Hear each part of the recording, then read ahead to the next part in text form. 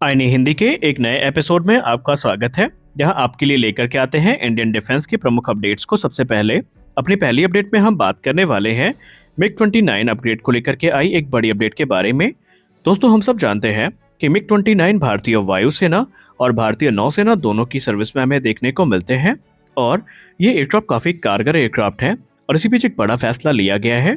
भारत तकरीबन मिग 29 के लिए बड़ी संख्या में जो RD-33 इंजन अपग्रेड प्रोग्राम है इसको इनिशिएट करेगा और कहा जाता है कि जो एडवांस RD-33 इंजन है ये खरीदे जाएंगे एक अपग्रेड के तौर पर, जो कि मिग 29 का हिस्सा होगा। और ये सब गवर्नमेंट ऑफ इंडिया के द्वारा इस साल का जो बजट एलोकेट किया गया है उसके अंतर्गत किया जाएगा।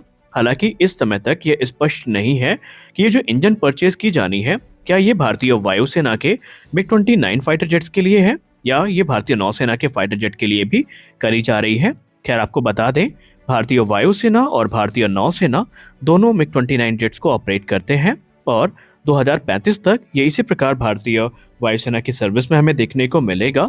क्योंकि आप सब जानते हैं, एक समय एक रिपोर्ट सामने आई थी जहां पर मिग 29 को रिटायर किए जाने की बात कही गई थी, लेकिन बाद में इन्हें सेकेंड लाइफ एक्सटेंशन प्रोग्राम से गुजारने की बात भी चली थी, क्योंकि ये माना जा रहा है कि जब तक तेजस मार्क 2 प्रोडक्शन में नहीं आएंगे इन एयरक्राफ्ट को भारतीय वायुसेना की सर्विस में बनाए रखने का प्रयास किया जा रहा है और इसीलिए इन्हें सेकेंड लाइफ एक्सटेंशन प्रोग्राम से भी गुजारा जा सकता है।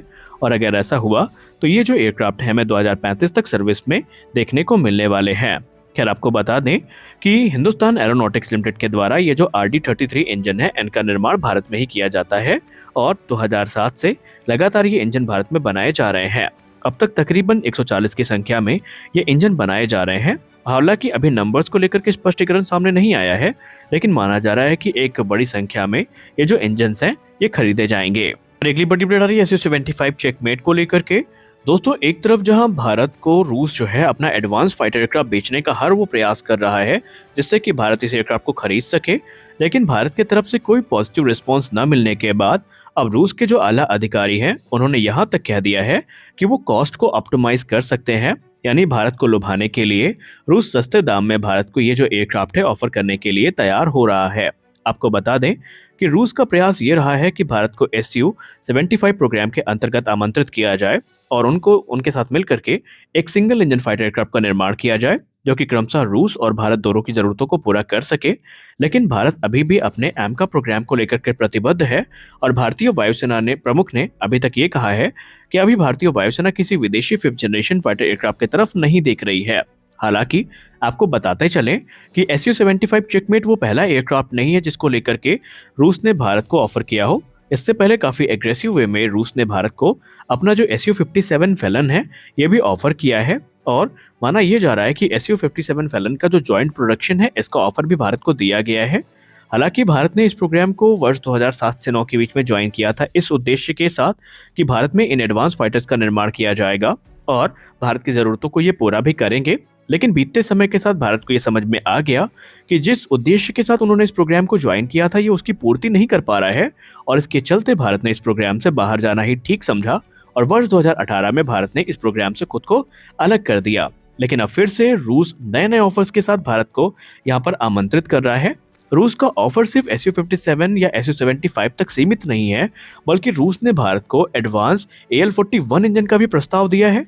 उनका कहना है कि ये इंजन भारत के सुपर सुखोई प्रोग्राम के लिए बहुत ज़्यादा महत्वपूर्ण है, क्योंकि ये भारत की रिक्वायरमेंट को पूरा करने में सक्षम रहेंगे और एक लंबे समय तक सुखोई 30 MKI इसकी सर्विस में इस इंजन के साथ सर्विस में बना रहेगा। अगली बड़ी अपडेट आ रही है Su-75 चेकमेट को लेकर के।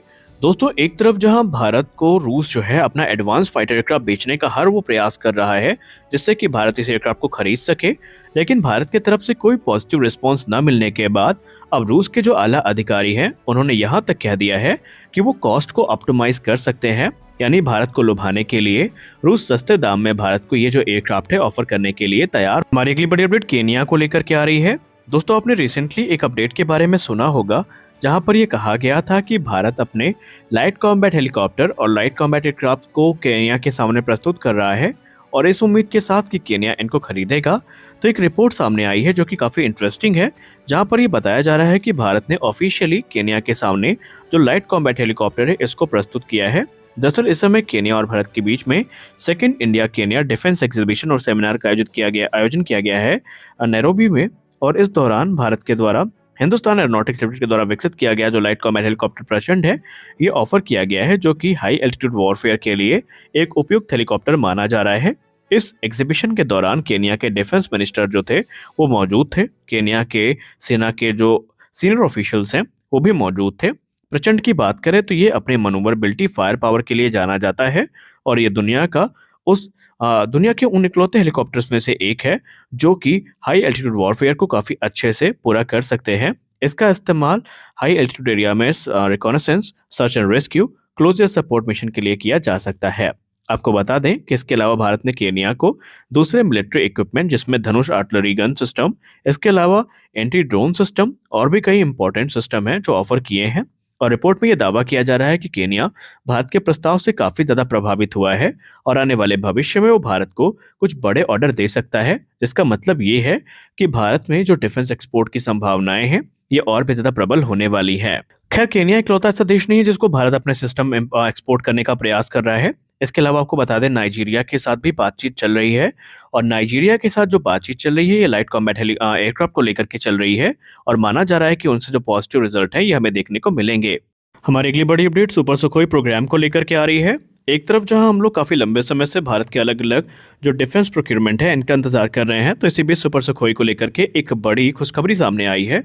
रिपोर्ट्स में दावा किया जा रहा है कि भारतीय वायुसेना का मेगा प्लान जिसके अंतर्गत 84 की संख्या में सुखोई 30 MKI फाइटर जेट्स को मॉडर्नाइज किया जाना है, अब ये पूरी रफ्तार को पकड़ चुका है। ये जो अपग्रेड प्रोग्राम होगा ये इंडिजिनस सब सिस्टम और पार्ट्स की सहायता से किया जाएगा और इसमें तकरीबन 64,000 करोड़ रुपए की लागत आने वाली है। और इसके अलावा भारतीय वायुसेना एडिशनल 12 की संख्या में जो सुखोई 30 MKI जेट्स हैं इनको भी खरीदेगी और माना जा रहा है कि गवर्नमेंट ऑफ इंडिया के द्वारा जो बजट एलोकेट किया गया है उसमें ये दोनों चीज़ें सेपरेटली हमें देखने को मिलेंगी और 2024 इसके लिए एक महत्वपूर्ण वर्ष बनने वाला है। जहाँ तक अभी हमने सोर्सेज से बात करी तो हमें ये पता चला कि जो एडिशनल 12 की संख्या में सुखोई 30 MKI जेट्स खरीदे जा रहे हैं ये विशेषतः अपग्रेडेड वेरिएंट ही होंगे। ऐसा नहीं है कि भारत इनको लाएगा बनाएगा उसके बाद अपग्रेड से ये गुजरेंगे, बल्कि ये ऑलरेडी अपग्रेडेड वेरिएंट होंगे जो कि भारतीय वायुसेना की सर्विस में हमें देखने को मिलेंगे। यानी कि स्पष्ट है कि भारतीय वायुसेना समय बर्बाद नहीं करना चाहती। अब आप में से बहुत सारे लोग ये प्रश्न उठाएंगे जरूर कि भारतीय वायुसेना एडिशनल राफेल की जगह एडिशनल सुखोई पे क्यों जा रही है।